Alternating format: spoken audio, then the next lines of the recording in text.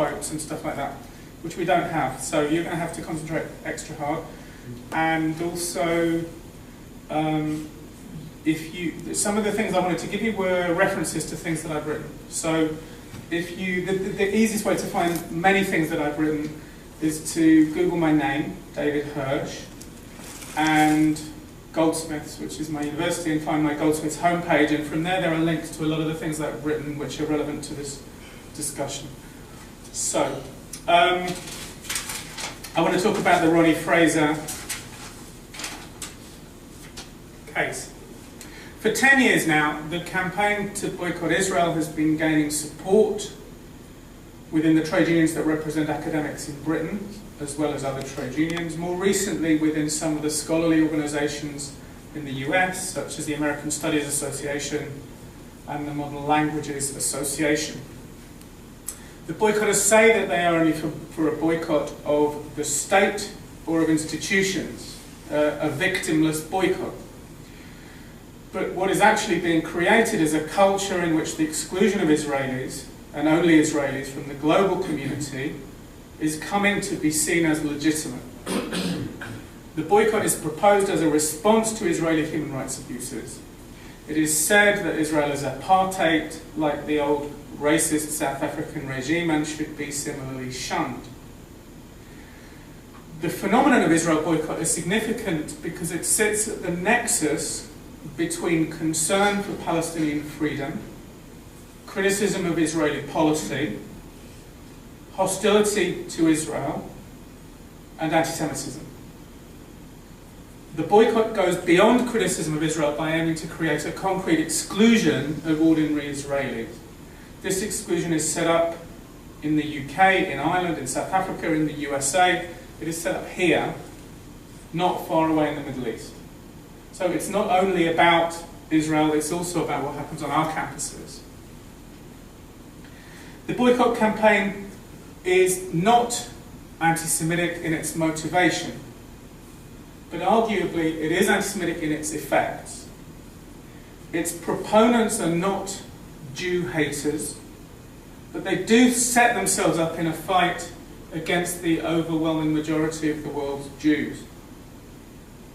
The boycotters seek to punish Israel for human rights abuses and to hold all Israelis collectively responsible for the actions of their government, while they target no other state for boycott and they seek collective punishment for no other citizens. People who oppose the boycott campaign tend to be forced into one of three responses. One can stay silent, one can help to legitimise the campaign for boycott, or one can agree or be forced into the position of standing in the dock for Israel.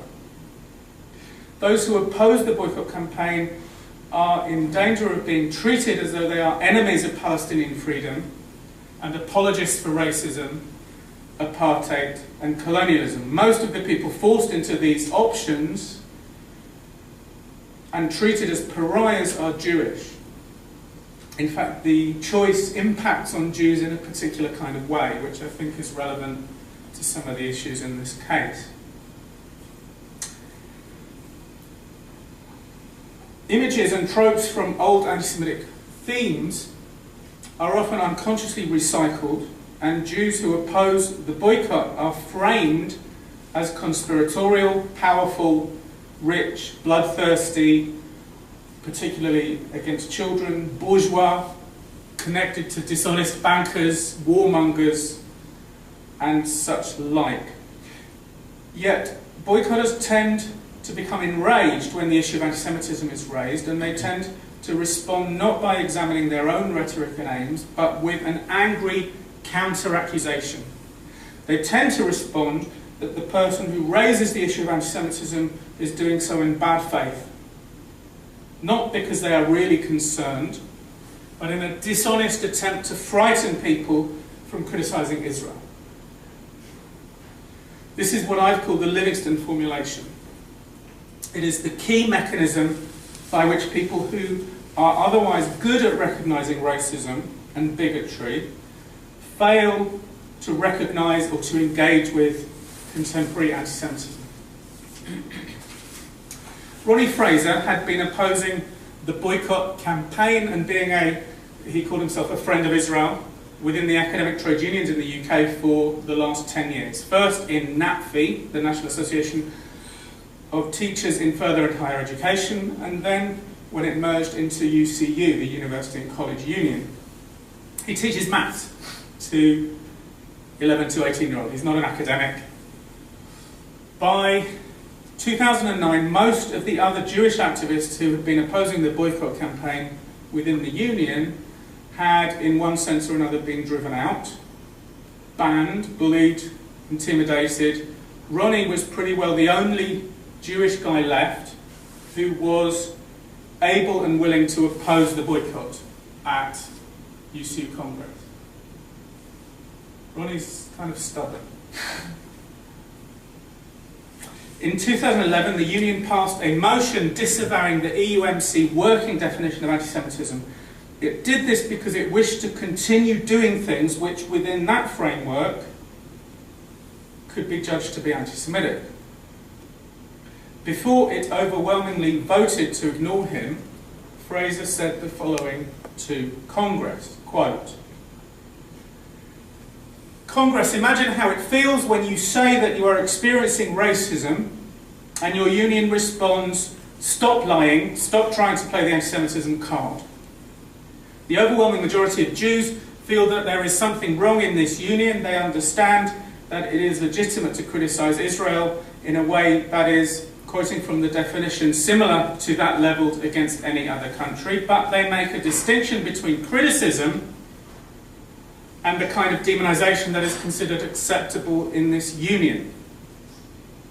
I was with Ronnie after he made the speech outside the conference hall in Harrogate.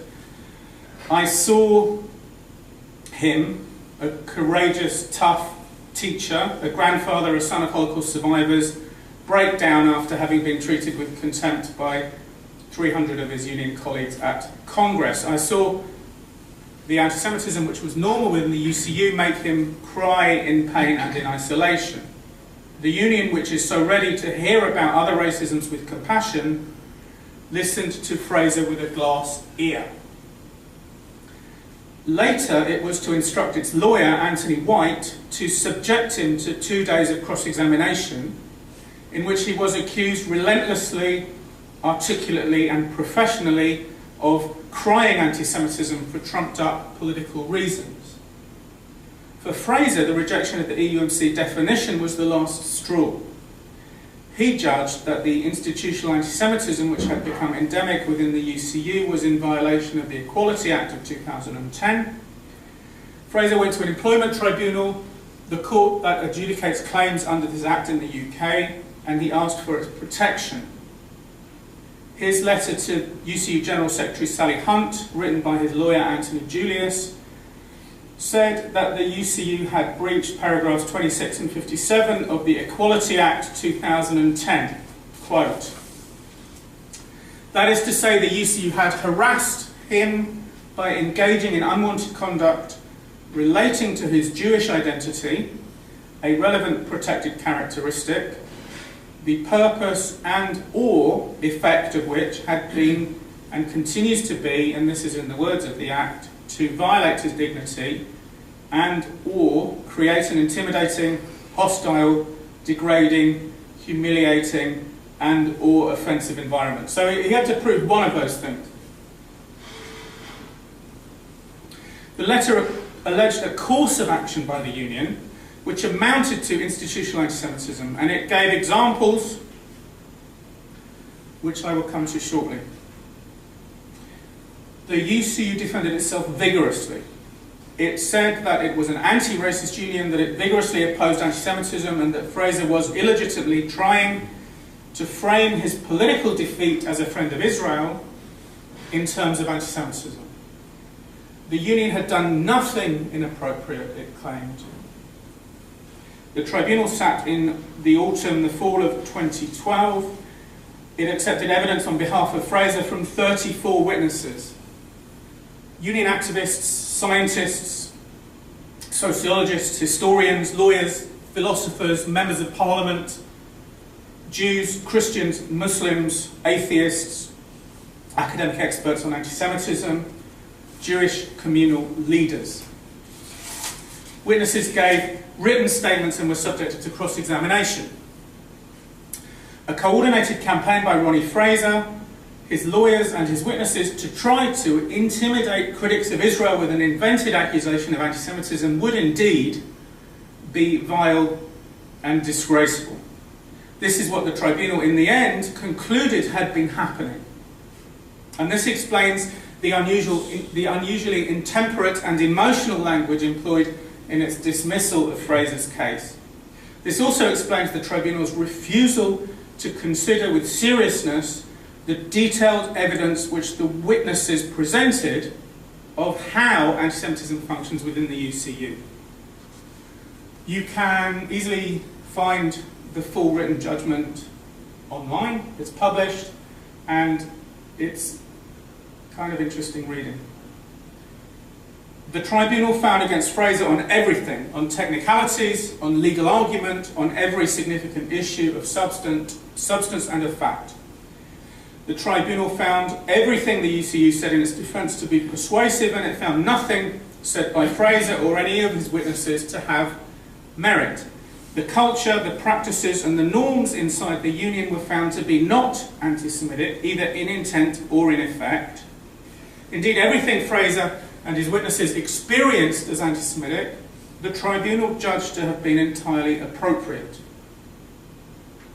In particular, what was appropriate was the way that union staff, rules, structures and bodies had operated. Fraser said that there was a culture in which anti-Semitism was tolerated, but the tribunal did not accept that even one out of the very many stories that it was told was an indicator of anti-Semitism. Instead, the tribunal found that, quote, at heart, the case represented an impermissible attempt to achieve a political end by litigious means. What political end?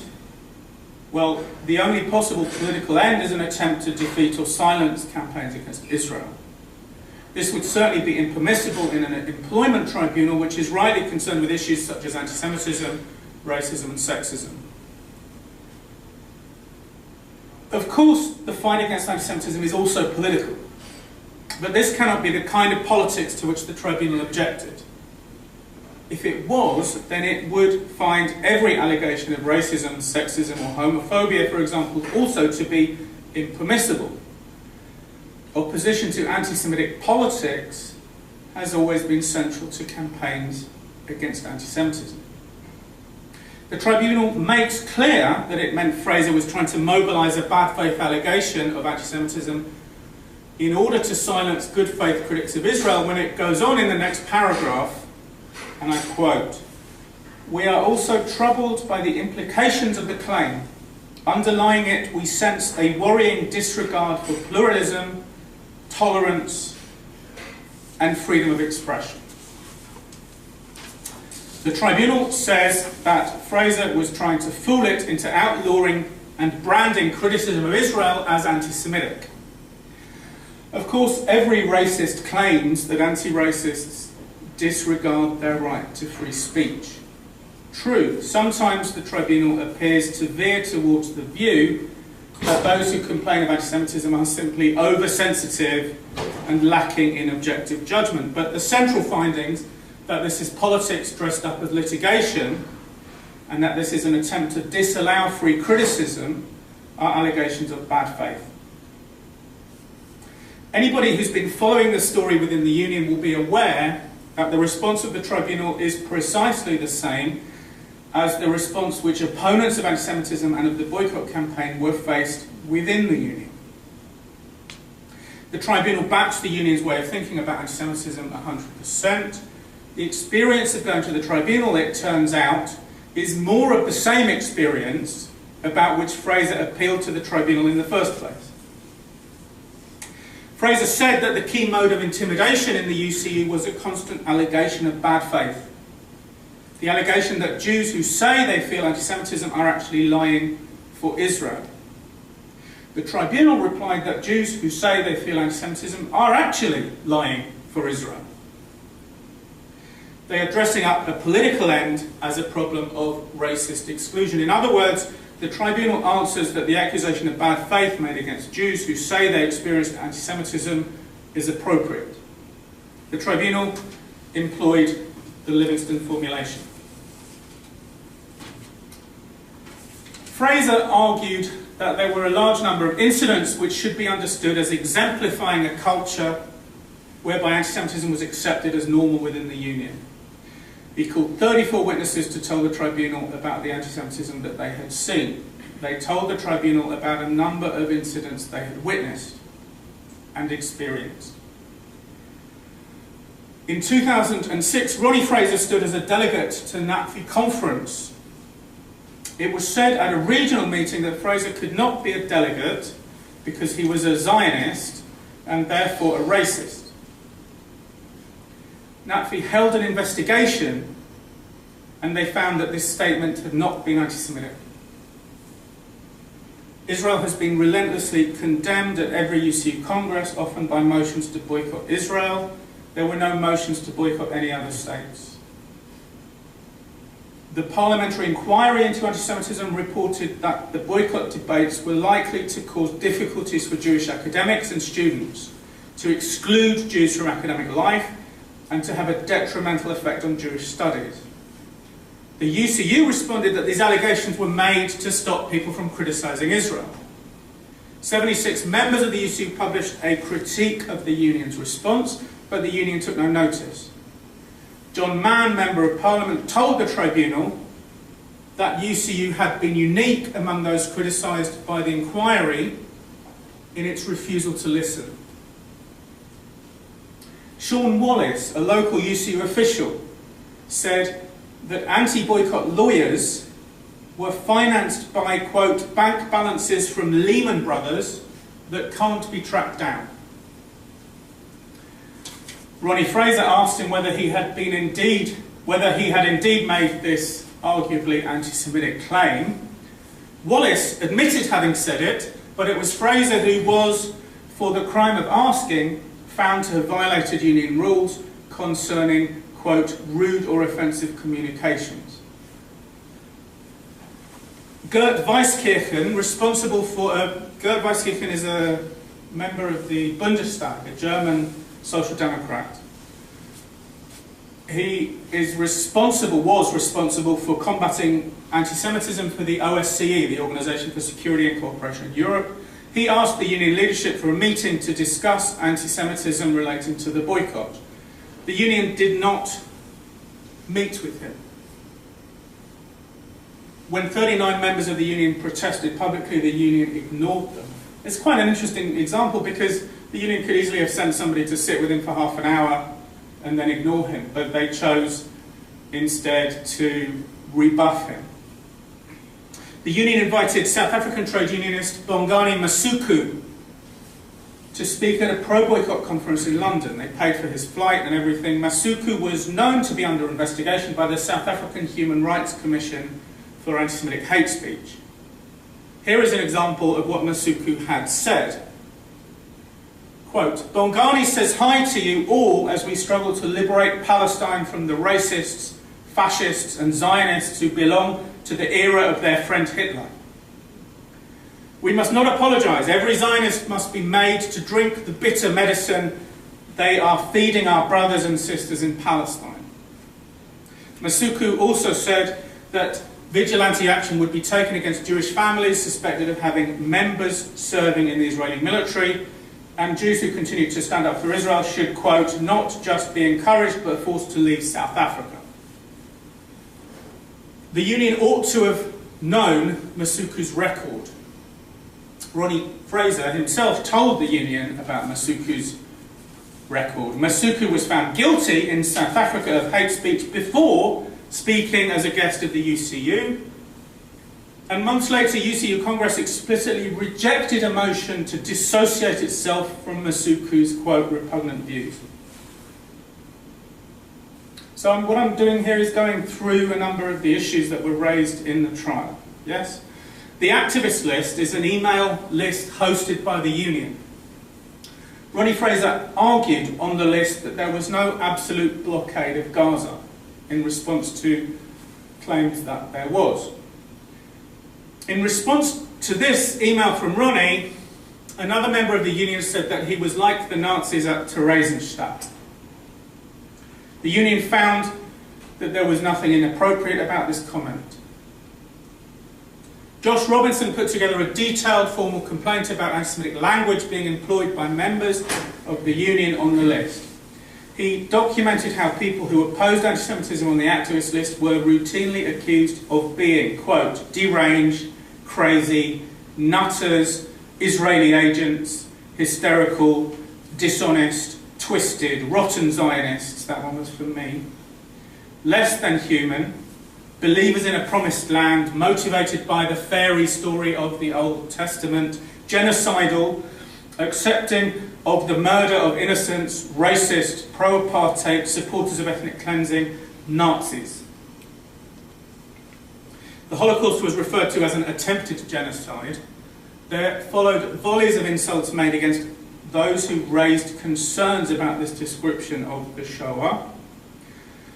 The formal complaint was given to Tom Hickey to adjudicate. Hickey himself, the tribunal was told, had said that Israel is, quote, more insidious and in some sense nastier than Nazi Germany. In the end, nobody even bothered to tell Josh Robinson that his complaint had been dismissed by Tom Hickey. A number of other people made similarly careful formal complaints. The union did not once ever find anything complained of was anti-Semitic. A significant number of union members resigned over the issue of anti-Semitism. Congress voted down a motion to investigate the reason for these investigations. Sorry, for these resignations, yes? There was no mechanism for counting resignations over anti-Semitism, and such resignations were instead counted as being because of disagreements over the Middle East. People who complained about anti-Semitism in the union were routinely confronted with accusations that they spoke in bad faith. They were told that they were making it up in order to try to silence criticism of Israel. In court, Sally Hunt, the General Secretary of the union, was asked a question under cross-examination. She was given a hypothetical. If somebody said, if you want to understand the Jews, read Mein Kampf, would that be anti-Semitic? She answered that it would not necessarily be anti-Semitic in the context of the union. The tribunal heard about all these events and, like the union, judged none of them to be evidence of anti-Semitism. It said in para 156, the claimant is a campaigner. He chooses to engage in the politics of the union in support of Israel and in opposition to activists for the Palestinian cause. When a rugby player takes to the field, he must accept his fair share of injuries. Similarly, a political activist accepts the risk of being offended or hurt on occasions by things said or done by his opponents, who themselves take on a corresponding risk. It is unimaginable that a tribunal would say the same thing to a woman who complained of sexual harassment at work after she chose, for example, to wear a tight skirt to the office, or after she had chosen to campaign in favour of women's rights. But this is what the tribunal said to a Jewish guy. The rugby analogy demonstrates one of the central problems with the approach taken by the tribunal. On the one hand, the tribunal was unable to make the distinction between arguments about Israel and Palestine and on the other hand, evidence of anti-Semitism. The result is the position that since Fraser took on the responsibility of defending Israel, then he should expect some anti-Semitism as part of the game. The tribunal also mentioned that it had been inappropriate to allow Tom Hickey, a union official, to sit in judgment over formal claims of anti-Semitism. Why? Why would it be inappropriate? according to the tribunal. The tribunal says in paragraph 181 that the reason is that he is a well-known pro-Palestinian activist. Well, what's the relevance? Why should a pro-Palestinian activist be unqualified to judge what is anti-Semitic and what is not? Being pro-Palestine should be one thing and being anti-Semitic should be quite another. The tribunal found itself unable to understand the distinction. The reason why Hickey was an inappropriate judge, as the tribunal was told, was because he was not good at making the distinction between anti-Semitism and criticism of Israel. Not because he was pro-Palestinian. Fraser had offered the tribunal a video to watch which showed Hickey saying that the attempt by Israeli archaeologists to write a history of Israel as something which had always existed was more insidious and in some sense almost nastier than the Nazi genocide of the Jews. Israeli archaeology, yes? The Israeli creation of a national narrative, nastier than the genocide of the Jews by the Nazis. This extremist position, which many would judge to be anti-Semitic, was the reason that this man may be judged to be inappropriate to judge a formal complaint of anti-Semitism. But the tribunal refused to watch the video, and it misconstrued the points about why he was an inappropriate judge. Speaking for myself, I never chose to play rugby. I found that my union was considering setting up an exclusion of our Israeli colleagues from UK campuses, so I tried to make arguments against it doing so. I was, as it were, pushed onto a rugby field. There I found myself being outnumbered and repeatedly knocked to the floor by organised opponents. I was confronted by relentless, if usually subtle, anti-Semitic rhetoric, hostility and accusations of bad faith. I appealed to the union, which was playing the part of the referee, but the referee said it was neutral between the two teams, and I should just get on with the game. But I wasn't part of a rugby team, and I didn't want to play. I only wanted my union to stop with the hatred of Israel and with the anti-Semitism which came with it. And when I tried to step out of the rugby field and to say publicly what was going on, I was then punished for breaking the rules of the game. While I'm talking about my own experience, please indulge me a little while I tell you about a couple of others. Although the witnesses told the tribunal about hundreds of incidents, my own happened to be clearest in my own memory. There was a time when I and a number of others, many of whom eventually gave evidence for Ronnie in front of the tribunal, were trying to have our voices heard on the activist list inside the union. Most of us, unlike Ronnie, were not particularly pro-Israel, but were strong critics of Israeli policy and of the occupation. Indeed, some of my own criticism of Israel was so strong that it was read out to another witness under cross-examination as being indistinguishable from the anti-Semitic rhetoric of which Ronnie Fraser had complained. The witness in question explained to the tribunal how it was different. Nevertheless, if ever we raised the issue of anti-Semitic rhetoric on the list, we would immediately be denounced for crying anti-Semitism in bad faith in order to silence criticism of Israel. It was a difficult time. We would try and explain what the problem was with the accusations that we supported the genocide of the Palestinians, or that we were racists, or that we were Nazis. And people would respond immediately, relentlessly, and in writing before hundreds of our union colleagues, that we only raised the issue of anti-Semitism in order to stifle their criticism of Israel. We appealed to the moderator of the list. We said that this was a union space and it should not be possible to bully us out of it with anti-Semitic rhetoric. But the moderator acted as the referee in a tough match between Israel and Palestine, rather than as a union official making sure that the union was a safe place for British Jewish trade unionists. One academic who had been particularly active at the time, a friend of mine, told the tribunal that he had nearly had a nervous breakdown because of the way he was treated on the activist list. The tribunal explicitly praised his evidence in its judgment, but it didn't listen to his evidence, and it didn't discuss his evidence in the judgment. It simply said that he was a good chap. One strategy I was minded to adopt at the time was to publish some of the anti-Semitic material from the list on the Engage website, on our website. There was a closed culture within the Union in which anti-Semitism was never recognised and was never thought to be a problem. Institutional racism requires a heavy policing of the institutional boundaries to make sure that the values of the external world cannot intrude and the norms of the internal world cannot be seen.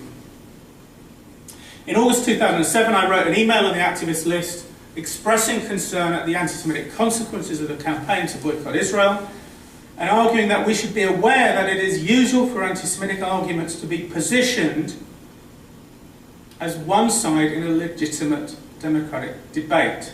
That's what anti-Semites try to do. Holocaust deniers, for example, always try to position themselves as one side of a legitimate debate about whether the Holocaust happened, yes? I was warned by the list moderator for the crime of saying this and told to be, quote, more careful in my choice of language, otherwise I would be excluded from the discussion. I was also told not to publish anything which appeared on the list. I responded by saying that I would make no undertaking whatsoever not to publish anti-Semitic material from the list. The tribunal tells this story in its judgment, but it chooses to delete the word anti-Semitic. In para 93 of the judgment it reports, quote, Dr. Hirsh responded stating that he would make no undertaking whatsoever not to publish material from the list. The word anti-Semitic is gone. I and other critics of anti-Semitism were indeed excluded from the list, while nobody was ever excluded from the list for writing anti-Semitic things. Indeed, nothing that happened inside the Union was ever judged to be anti-Semitic. The tribunal judge himself asked me whether I broke the rules. I told him that as a whistleblower, I thought there were two conflicting principles. The tribunal chose not even to consider or to describe the dilemma in its judgment, but to omit the word anti-Semitic from my refusal not to publish material. I also, as a witness, told the tribunal that the key mode of intimidation in the Union is the relentless, constant accusation of bad faith directed mostly against Jews. It was normal to suspect Jews of lying if they raised the issue of anti-Semitism. When people raise the issue of anti-Semitism, they are not to be believed. Because really, it is said they are only trying to silence legitimate criticism of Israel. In January 2010, I was asked by the Union to speak in Brighton on the topic of anti-Semitism, the Holocaust and resistance yesterday and today on the occasion of Holocaust Memorial Day. Still don't quite understand why they asked me. It was either a cock-up or some cunning plan. Anyway, they asked me.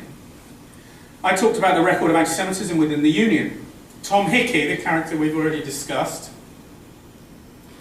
a Union official, an academic colleague, a philosopher,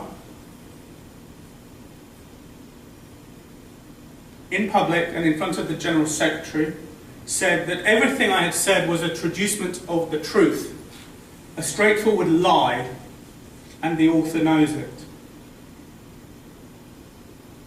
The allegation is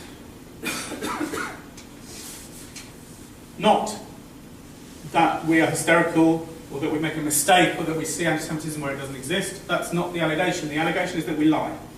We make it up.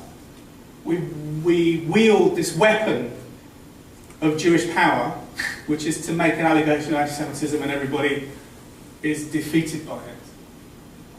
I explained the significance of the relentless accusation of bad faith to the tribunal. In their description of the event, they write in their judgment, quote, Mr. Hickey responded to Mr. Hirsch's remarks. He denounced them as unwarranted and false. He didn't do that, did he? The point of what he did was to say they are a lie and the author knows it. So again, the tribunal well, I don't know if they heard what was said or if they read what was written in the witness statements, but they reported it in a different way. The tribunal decided not to consider the point about the relentless bad faith allegation. It just left it out of its description and out of its deliberation. The difficulty of explaining what has happened in the Union and what is wrong with the tribunal's judgment is that it is always necessary to descend into detailed stories and analysis of stories. There is no silver bullet. Rather, there are long and winding complex narratives, all of which require interpretation. There is no shortcut to understanding the everyday harshness of being Jewish in the University and College Union. I offer just two stories here. There were 34 witnesses who gave evidence about the culture of anti-Semitism in the Union. Each told long, complex and nuanced stories. The tribunal wrote them off in an explicitly disrespectful way as people, quote, ventilating their opinions. Paragraph 149. A very large number of incidents from over the years are clearly documented on our website. Whatever it is that Ronnie Fraser suffered within the Union, he has now suffered doubly in the tribunal. That which he experienced as anti-Semitic was not only judged by the Union, but now also by the tribunal not to be anti-Semitic. Further, it was also judged to be entirely appropriate. Ronnie complained that he was constantly accused of speaking in bad faith. The tribunal responded that those who raised the issue of anti-Semitism did indeed speak in bad faith, chose to play a rough game, and got what was coming to them. The old Romanian Communist Party used to win elections with 100% of the vote.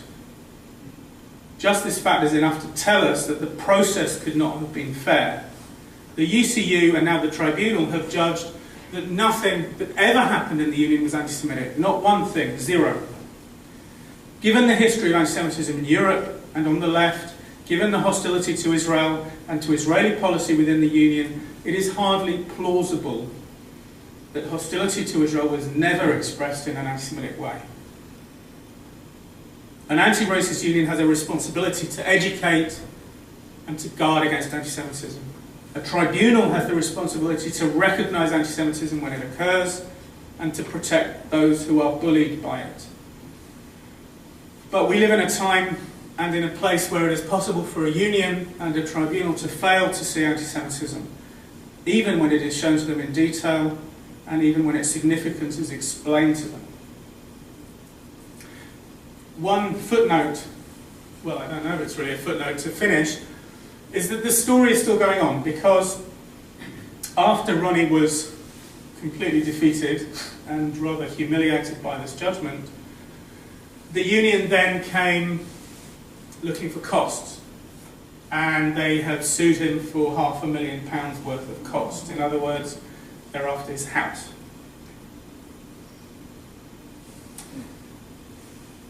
I can tell you more about that if you're interested, but I think they might not get it, actually, funnily enough. Anyway, it goes on. Thank you very much. I'm very happy to discuss and to take questions.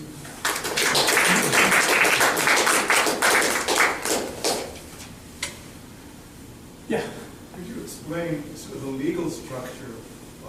Is the tribunal administrative or judicial? Is there an appeal from it? It's a court. It's the court which was set up. It's a system of. It's a court system which was set up for the judgment of the Act. So, in other words, the Act is meant to protect people at work fundamentally against institutional racism or constructive dismissal, that kind of thing. So it's set up to be a kind of lightweight, easy way for people to get justice against their employers. And it's a system, and it's actually a fairly new. The Act is a fairly new Act, brings together a whole load of case law, and it's a system which understands the concept of institutional racism and institutional sexism and those kinds of things in general. There was a paragraph in the judgment which it's kind of said, that it used very strong language. It was outrageous that that the tribunal was abused by this when it's meant to be set up to be used by ordinary people to challenge bullying. You see what I mean? Yeah. My question is, in the UK legal structure, yeah, we have such similar special purpose courts or administrative bodies. Yeah. But then there's usually an appeal Yeah. from that to the more general courts. Okay. There could have been an appeal to actually the Employment Appeals Tribunal, so it has its own structure. And I suppose, I don't quite know, but I suppose notionally there could have been appeals to higher courts after that. But actually, Ronnie was already frightened for his house, and there wasn't really the muscle or the support to go to appeal. And I mean, the judgment was so devastating that I suspect Ronnie had enough, really. What can one say? I suppose there are good reasons to believe that he would have had a good chance on appeal, but he didn't really have the muscle, I think, is the answer. Yeah. What percent of academics are represented by the UCU? Are there other professional academic unions that would stand in contrast? Not really. To it? The UCU is big. There was a merger between these two previous unions. A fairly high percentage are represented by it, but of course the decision-making bodies of the union are small.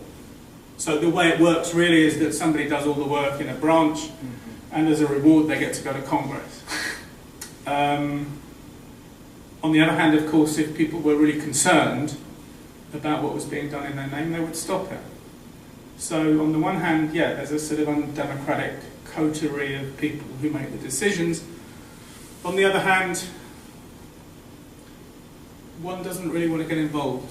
I mean, we got involved and it was hard work, as I think you can see from some of the stories that you've heard.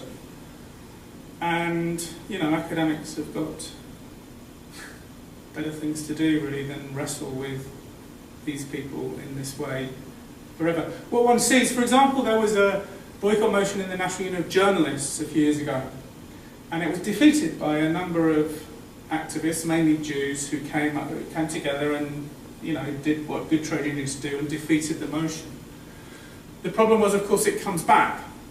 So the people who spent half a year fighting this boycott resolution, then they have to spend half of the next year and, in fact, half of their whole life.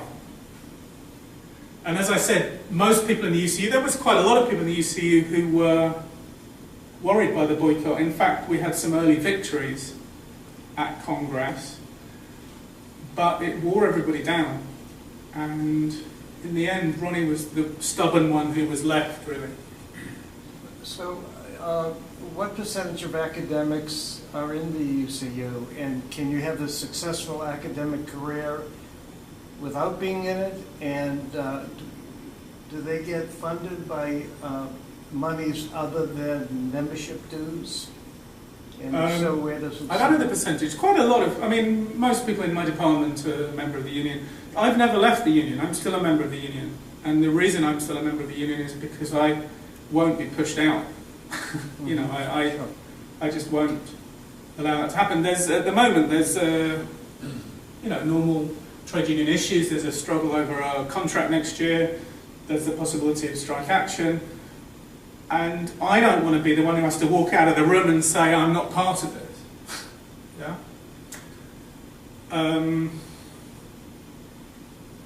No, the money comes from dues.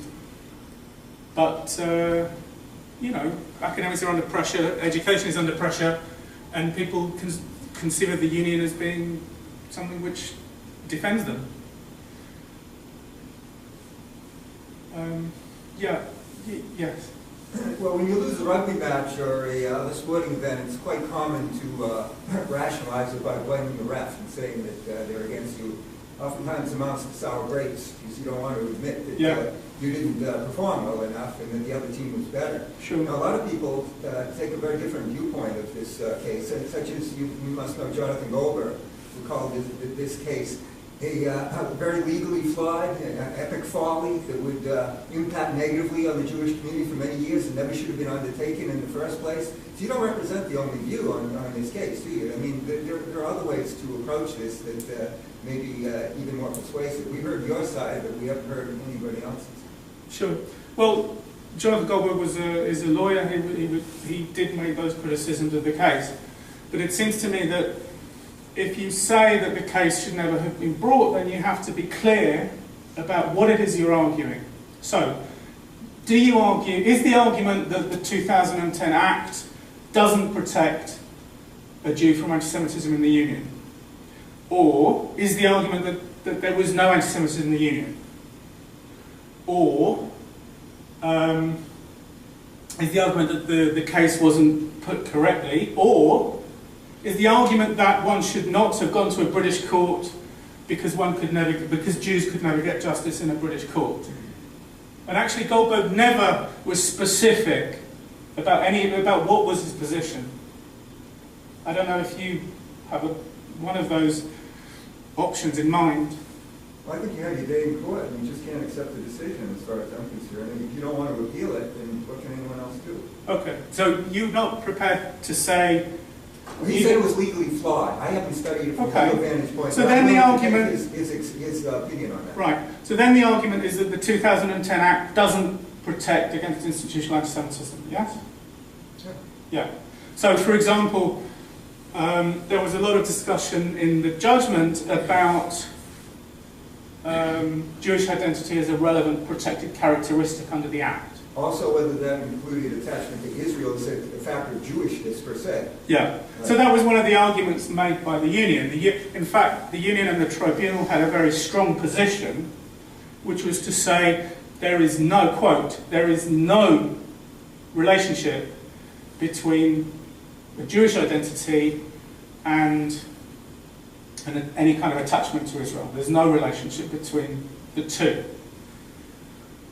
But the Employment Tribunal routinely operates in a different way in different issues. So let me give you an example. If an employer acts in such a way as to penalise employees with children, right? To make it very difficult to retain your job if you have children and if you have childcare responsibilities, then one might say, well, having children, obviously that would be a sexist outcome, yes? If an employer makes it impossible to work if you have childcare responsibilities, there would be a sexist outcome from that policy, yes? But one would not then say that childcare responsibilities is a non-contingent part of your female identity, and neither would one say that only women have childcare responsibilities. Yeah? So a man could come along and say, I've got childcare responsibilities, I'm also being excluded, so how can it be sexist? And another woman could come along and say, I don't have children, I don't want children, I don't like children, therefore I'm not impacted by this policy. Yeah? So the question of relevant protected characteristic is recognised to be more complex. Let me give you another example. Imagine you had a trade union which said rap music is immoral and sexist. And imagine there was a campaign in the union against rap music. We could all see that a campaign against rap music would, in all likelihood, become a racist campaign. Yes? It would impact against black people, the rhetoric of the campaign would become racist, the campaign would in reality impact against black people in an unacceptable way. But again, nobody would want to say that liking rap music is a non-contingent part of a black identity, and nobody would want to say that only black people like rap music. So similarly, there is a relationship between Jews and an attachment to Israel, and it's not an irrational relationship. Nevertheless, of course, some Jews will stand up and say, well, I've got no attachment to Israel whatsoever, and when people say that the Zionists are Nazis, that doesn't impact on me in any sense. And on the other hand, some people who are targeted by that kind of rhetoric are not Jewish. So we had some colleagues who stood with us, stood by us, not Jewish, but were accused of lying in order to delegitimize criticism of Israel, were accused of being Nazis, of pro-apartheid and the rest of it. So the issue about the relevant protected characteristic is actually rather interesting. There's another issue relating to it, I think, which is that the law in England defines categories which it protects. So the law defines a category of Jew which it sets out to protect under the Act. But what actually happens in racism is that the racists define the categories that they wish to attack. So in other words, one can be designated as a Zionist and therefore a Nazi and therefore pro-apartheid and therefore an apologist for genocide, even if one isn't. Even if one isn't Jewish, even if one doesn't support Israel, whatever. So there's an interesting disjuncture between the way that the law defines its protected characteristics on the one hand, and on the other, the way that racist movements actually operate in a discursive frame.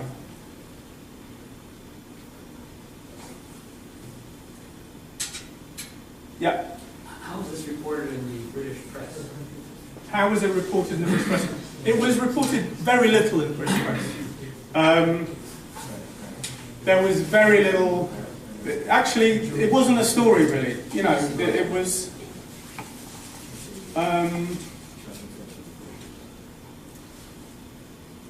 It was considered a non-story. It was considered, you know, Jewish guy goes to court and loses. With weak case, really. There was no editorialization about the issues? Very little. Very little. Yeah. I realize that you're not American, but can you speak to what's going on in college campuses in the U.S. among academia? Well, I think that the situation is not that different.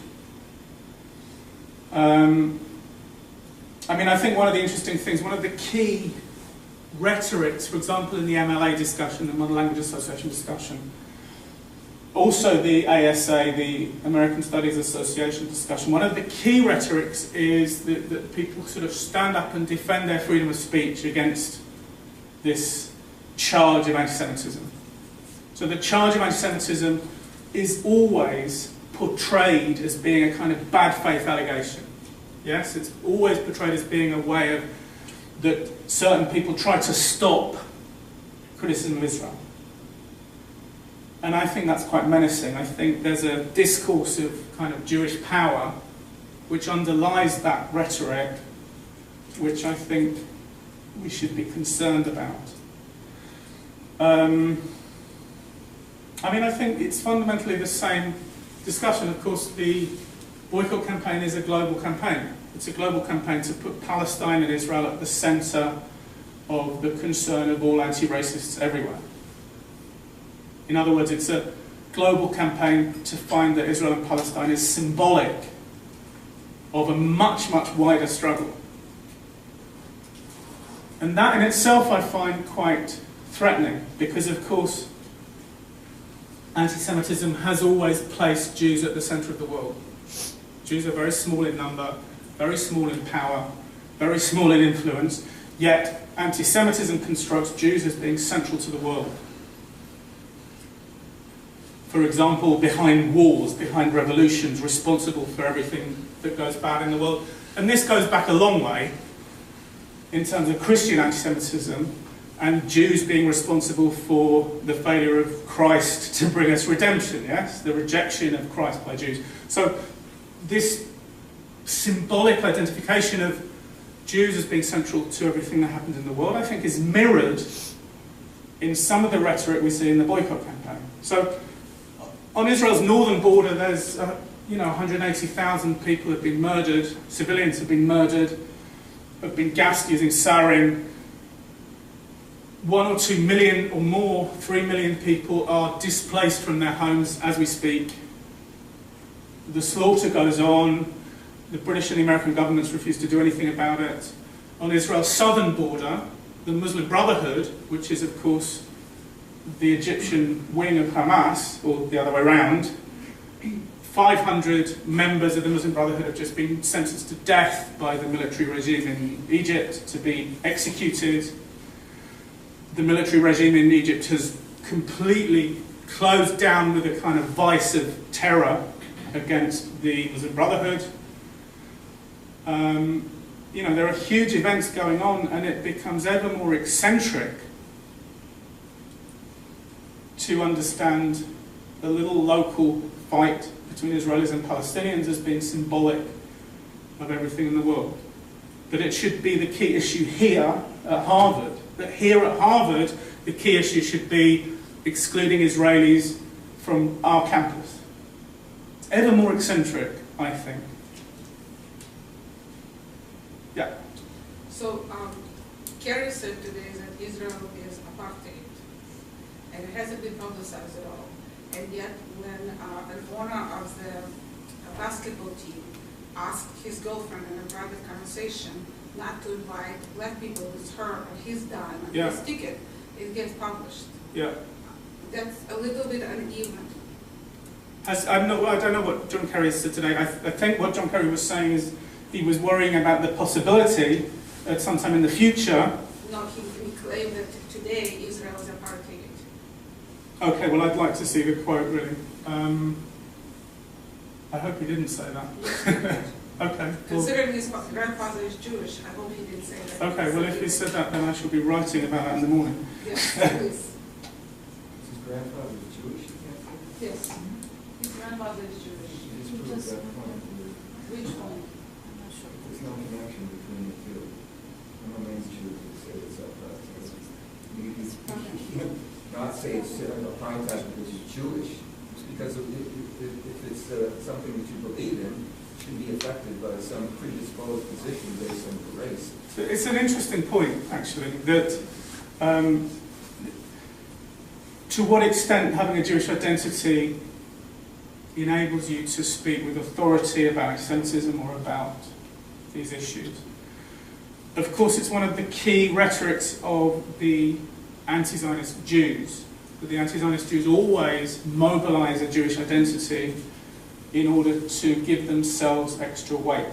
So you always hear, and it's very important within the union, that one should remember also that the boycott campaign in the union is partly significantly led by Jews. And not only is it significantly led by Jews, it's significantly led by Jews who say that nothing that we've heard tonight, nothing, has got any relation to anti-Semitism, and that when Zionists are denounced as being apartheid or Nazi, that has nothing, no connection with anti-Semitism. So for example, I mean, imagine, and this happened going back to the early 80s in the UK, that there was a campaign which tried to ban Jewish societies, tried to ban them from the campus. And the argument was Jewish societies are Zionist, therefore they're racist, therefore they should be banned.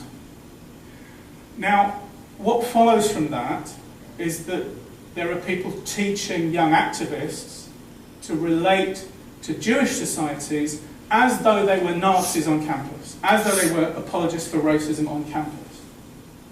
And when you have a social movement which relates to Jewish communal bodies on campus as though they were Nazis, then you certainly have a campaign which is likely to throw up anti-Semitic results. When you treat Jews in general as though they're Nazis, even when you allow people to disavow. Of course, some Jews, no, I'm not a Nazi, I don't, agree with apartheid in Israel. But even if you allow the exceptional good Jew to denounce all the other Jews, those who refuse to disavow, you denounce them as Nazis, or even if you have a, the way it works is that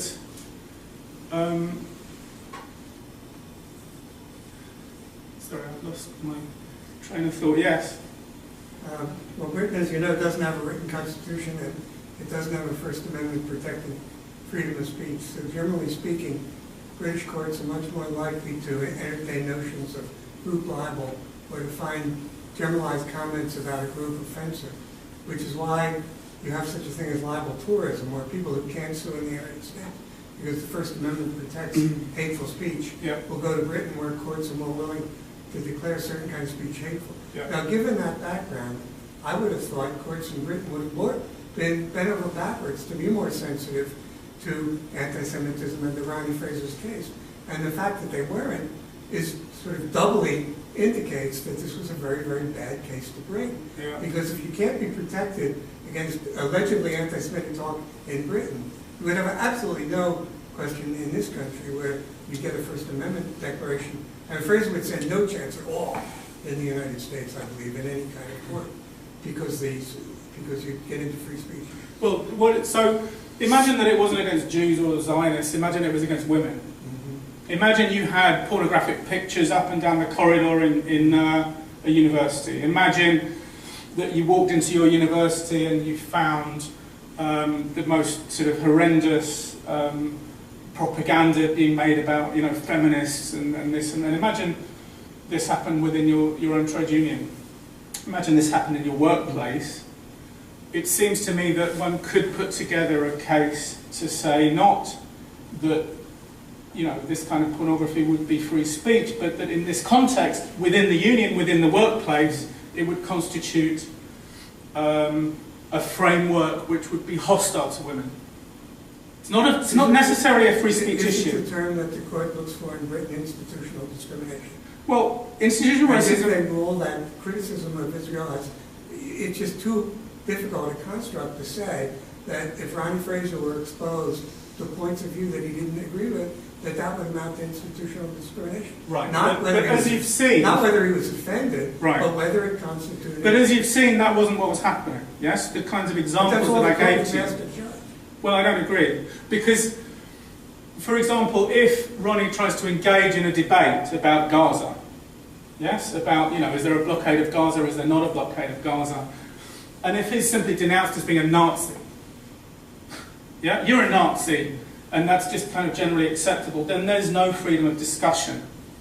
And this isn't a freedom of speech issue, right? Nobody's saying you can't stand on the street corner and say Ronnie Fraser is a Nazi because he's a Zionist. I think it very much was a free speech. But this is about the culture within my trade union. In the U.S., the EEOC, I don't know the truth of the allegation, but if the allegations were true, the EEOC would say that that's a hostile workplace, and free speech notwithstanding, they could rule for the employee. But they would look at whether a debate about whether Israel is a racist state is true or false. No, they wouldn't, not at all. They would just, that would not be the issue. If the response to people arguing one side of it was, you're a Nazi. Oh, I see. But I'm talking about... That kind of language would be considered derogatory. Yeah, but our speakers bring up hypotheticals, which is great in a law school class. I'm actually concerned with the Ronnie Fraser case, and not with an alleged... Well, I'm just responding to your point that in the U.S. there is a mechanism. No, you're right. Right, but there's a difference between the workplace and the union hall. You can say things in a union hall that you can't say in a workplace because the employer has almost complete control of what you say outside of work-related activities in the workplace. As far as the union hall goes, I don't think that's true at all. I think within my trade union, if you tried to mobilize racist rhetoric, if you tried to say rap music was the music of the devil and should be, you know, we should have a campaign against it, or if you tried to circulate pornographic material around the union, you wouldn't last 5 minutes. You wouldn't last 5 minutes within an anti-racist trade union if you tried to do that. Right, but that's not the employer that says that. That's the union itself that polices itself. Correct. That's what I'm getting at. Correct. And in this case, the union... Between the laws that govern the workplace or the laws that govern the union hall and what is done there. Whether or not they choose to do this or that is It's not the employer's choice, it's their choice. So your argument is that the 2010 Act doesn't protect a union member from a racist union. Is that correct? Right. Anyone else?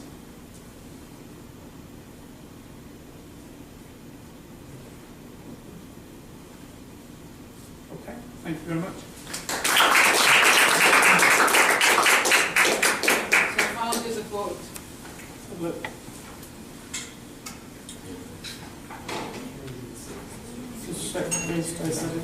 And I hope you'll join us tomorrow night for European Muslim In the future, at some point, yes. Either being in a apartheid state or with second-class citizens, or it ends up to being a state that restored the capacity of Israel to be Jewish. Thank you for coming. Have some more dessert. I'm surprised you don't get a larger audience from the Jewish community. Well, we did last time, the last time, but the problem tonight is that there's young people Oh, yeah. things all over, and Yeah. you know. Yeah, I mean, there are, Let me just turn this off. I'm sorry. Quotes and stuff like that, which we don't have. So you're going to have to concentrate extra hard. And also, some of the things I wanted to give you were references to things that I've written. So if you, the easiest way to find many things that I've written is to Google my name, David Hirsh, and Goldsmiths, which is my university, and find my Goldsmiths homepage, and from there are links to a lot of the things that I've written which are relevant to this discussion. So, I want to talk about the Ronnie Fraser case. For 10 years now, the campaign to boycott Israel has been gaining support within the trade unions that represent academics in Britain, as well as other trade unions, more recently within some of the scholarly organisations in the US, such as the American Studies Association and the Modern Languages Association.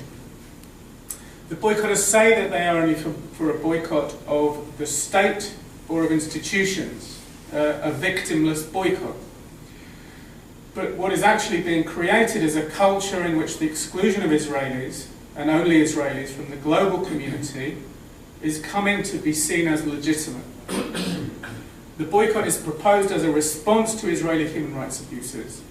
It is said that Israel is apartheid, like the old racist South African regime, and should be similarly shunned.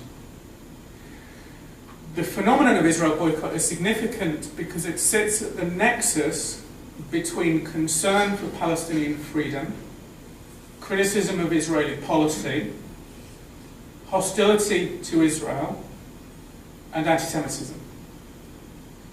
The boycott goes beyond criticism of Israel by aiming to create a concrete exclusion of ordinary Israelis. This exclusion is set up in the UK, in Ireland, in South Africa, in the USA. It is set up here, not far away in the Middle East. So it's not only about Israel, it's also about what happens on our campuses.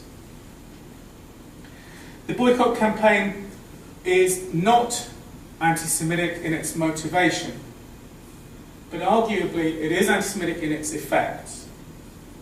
Its proponents are not Jew haters, but they do set themselves up in a fight against the overwhelming majority of the world's Jews. The boycotters seek to punish Israel, in the end, concluded had been happening. And this explains the unusually intemperate and emotional language employed in its dismissal of Fraser's case. This also explains the tribunal's refusal to consider with seriousness the detailed evidence which the witnesses presented of how anti-Semitism functions within the UCU. You can easily find the full written judgment online. It's published, and it's kind of interesting reading. The tribunal found against Fraser on everything, on technicalities, on legal argument, on every significant issue of substance and of fact. The tribunal found everything the UCU said in its defence to be persuasive, and it found nothing said by Fraser or any of his witnesses to have merit. The culture, the practices and the norms inside the union were found to be not anti-Semitic, either in intent or in effect, Indeed, everything Fraser and his witnesses experienced as anti-Semitic, the tribunal judged to have been entirely appropriate.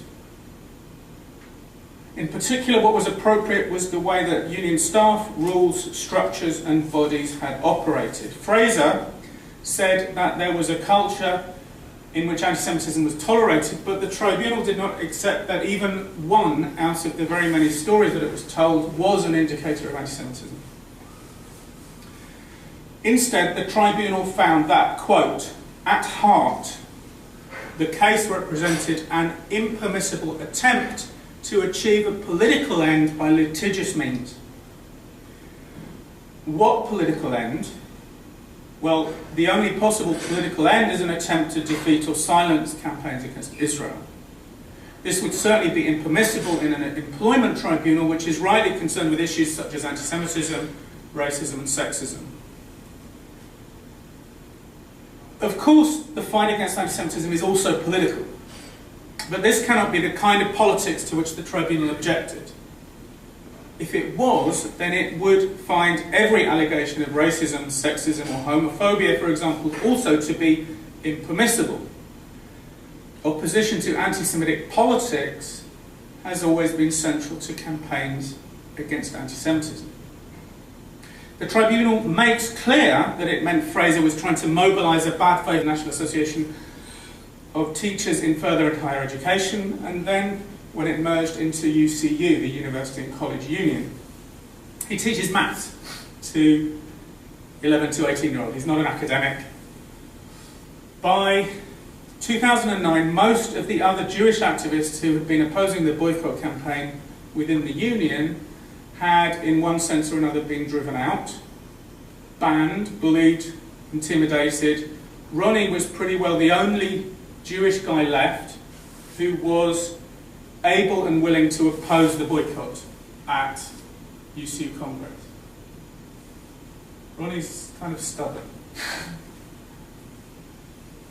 In 2011, the union passed a motion disavowing the EUMC working definition of anti-Semitism. It did this because it wished to continue doing things which, within that framework, could be judged to be anti-Semitic. Before it overwhelmingly voted to ignore him, Fraser said the following to Congress, quote, Congress, imagine how it feels when you say that you are experiencing racism and your union responds, stop lying, stop trying to play the anti-Semitism card. The overwhelming majority of Jews feel that there is something wrong in this union. They understand that it is legitimate to criticize Israel in a way that is, quoting from the definition, similar to that levelled against any other country, but they make a distinction between criticism and the kind of demonisation that is considered acceptable in this union. I was with Ronnie after he made the speech outside the conference hall in Harrogate. I saw him, a courageous, tough teacher, a grandfather, a son of Holocaust survivors, break down after having been treated with contempt by 300 of his union colleagues at Congress. I saw the anti-Semitism, which was normal within the UCU, make him cry in pain and in isolation. The union, which is so ready to hear about other racisms with compassion, listened to Fraser with a glass ear. Later, it was to instruct its lawyer, Anthony White, to subject him to 2 days of cross-examination, in which he was accused relentlessly, articulately and professionally of crying anti-Semitism for trumped-up other human rights abuses, and to hold all Israelis collectively responsible for the actions of their government, while they target no other state for boycott, and they seek collective punishment for no other citizens. People who oppose the boycott campaign tend to be forced into one of three responses. One can stay silent, one can help to legitimise the campaign for boycott, or one can agree or be forced into the position of standing in the dock for Israel. Those who oppose the boycott campaign are in danger of being treated as though they are enemies of Palestinian freedom and apologists for racism, apartheid, and colonialism. Most of the people forced into these options and treated as pariahs are Jewish. In fact, the choice impacts on Jews in a particular kind of way, which I think is relevant to some of the issues in this case. Images and tropes from old anti-Semitic themes are often unconsciously recycled, and Jews who oppose the boycott are framed as conspiratorial, powerful, rich, bloodthirsty, particularly against children, bourgeois, connected to dishonest bankers, warmongers, and such like. Yet, boycotters tend to become enraged when the issue of anti-Semitism is raised, and they tend to respond not by examining their own rhetoric and aims, but with an angry counter-accusation. They tend to respond that the person who raises the issue of anti-Semitism is doing so in bad faith, not because they are really concerned, but in a dishonest attempt to frighten people from criticising Israel. This is what I've called the Livingston formulation. It is the key mechanism by which people who are otherwise good at recognising racism and bigotry fail to recognise or to engage with contemporary anti-Semitism. Ronnie Fraser had been opposing the boycott campaign and being he called himself a friend of Israel within the academic trade unions in the UK for the last 10 years. First in NAPFI, the political reasons. For Fraser, the rejection of the EUMC definition was the last straw. He judged that the institutional anti-Semitism which had become endemic within the UCU was in violation of the Equality Act of 2010. Fraser went to an employment tribunal, the court that adjudicates claims under this act in the UK, and he asked for its protection. His letter to UCU General Secretary Sally Hunt, written by his lawyer Anthony Julius, said that the UCU had breached paragraphs 26 and 57 of the Equality Act 2010.